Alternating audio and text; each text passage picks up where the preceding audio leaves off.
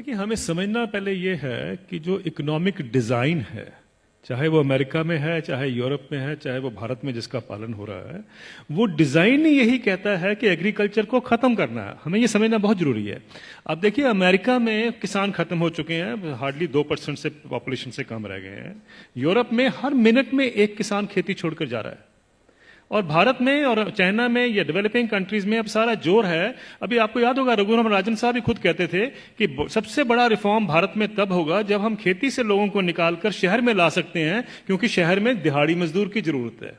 ये हमें समझना है, ये इकोनॉमिक पॉलिसी का डिजाइन है। अगर आप नेशनल स्किल पॉलिसी का डॉक्यूमेंट देखें तो उसमें लिखा हुआ है कि 57% से हमें, पहले तो उन्होंने 18% कहा था, 18% पे हम गांव की जो एग्रीकल्चर की जो पॉपुलेशन उस पर ले आएंगे। फिर उन्होंने कहा 38% पे अब आ गए हैं, 57 से 38% कर देंगे वो 2022 तक। यानी ये सोची समझी रणनीति का एक हिस्सा है कि किसानों को खेती से बेदखल करना है, शहरों में लेके आना है। ये हमें जानना बहुत जरूरी है। जब हम ये जान जाते हैं तो उसके लिए जो पूरा इकोनॉमिक ढांचा बनाया जाता है। अब जैसे बताया आपने पहले कि देखिए क्राइसिस है, इतने सालों से किसान को इनकम नहीं मिल रही है। जब हम दूसरे सेक्शन को देखते हैं, मैं इसका एक उदाहरण देता हूं सिंपल सा। 1970 में गेहूं का दाम 76 रुपए प्रति क्विंटल था, जो 2015 यानी 45 साल के बाद बढ़कर 1450 रुपए प्रति क्विंटल हो गया 2015 में। उसी दौरान मैंने बाकी सेक्शन ऑफ द सोसाइटी का हाल देखा, उनका क्या हुआ इनकम का। मैं सिर्फ बेसिक पे और डीए ले रहा हूं। उसी दौरान में 45 साल के पीरियड में सरकारी मुलाजिम की जो बेसिक पे और डीए है वो 120 से 150 गुना बढ़ गया, और जो स्कूल टीचर्स की जो तनख्वाह बढ़ी है उस दौरान में वो 280 से 320 गुना बढ़ गई। और जो कॉलेज के यूनिवर्सिटी प्रोफेसर्स हैं उनकी तनख्वाह 150 से 170 गुना बढ़ी है उस 45 साल के पीरियड में। किसान की जो इनकम है, जो गेहूं के दाम से या धान के दाम से आप नापेंगे, वो 19 गुना बढ़ती है। अगर ये जितने सरकारी मुलाजमों की भी अगर इनकम 19 गुना बढ़ी होती तो ये नौकरी छोड़ चुके होते आज तक। प्रॉब्लम यह है कि किसान का हक क्या बनता है। अगर हम 45 साल के बाद जब उसको 1450 रुपए मिले थे, अगर मैं 100 गुना भी उसकी इनकम बाकी इनकम पैरिटी के नॉर्म से चलता हूं, तो उनकी इनकम जो है या उनका मिनिमम सपोर्ट प्राइस जो है वो 7600 रुपए प्रति क्विंटल बनता था। ये उनका हक है। 7600 रुपए क्विंटल बनता था, उनको मिला 1450 रुपए। फिर ये कहा जाता साहब ये पैसा कहां से आएगा। कभी आपने पूछा जब कॉर्पोरेट को पैसा दिया जाता है कहां से आएगा? कभी आपने पूछा 7वां वेतन आयोग का पैसा कहां से आएगा?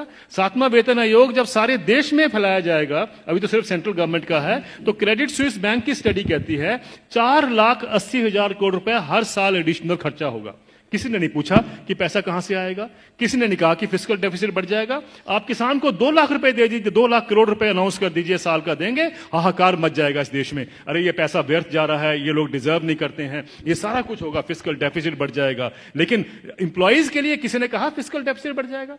ये सारी इकोनॉमिक नीतियां हमें जानने की जरूरत है। ये किस तरीके से डिजाइन बनाया गया है कि किसान को हम गरीब का गरीब ही रखें। और ये पॉलिसी कितने दशकों से चलती आ रही है, सब सरकारें इसमें सम्मिलित हैं। अब आपका जो सवाल था कि ये क्या कारण है, इसका कोई बीच का रास्ता भी हो सकता है। बीच का रास्ता हम क्या ढूंढते हैं, मुझे एक छोटी सी बात बता दीजिए। जब आपका इनकम मिलती है, 7वां वेतन आयोग मिलता है या किसी को भी अपनी इनकम मिलती है, तो क्या कभी किसी ने सोचा है कभी किसान को कभी हाउस रेंट मिला हो, कभी एजुकेशन रेंट मिला हो, कभी हेल्थ अलाउंस मिला हो, कभी बच्चों के लिए मेडिकल अलाउंस मिला हो? किसानों को क्यों, ये क्या किसान नहीं क्या इस सोसाइटी में रहते हैं? सुप्रीम कोर्ट के जो ऑफिसर्स हैं उनको 21,000 रुपए कपड़ा धोने के लिए मिलता है हर साल का। डिफेंस वालों को 20,000 मिलता है हर साल का कपड़ा धोने के लिए, कपड़े धोने के लिए।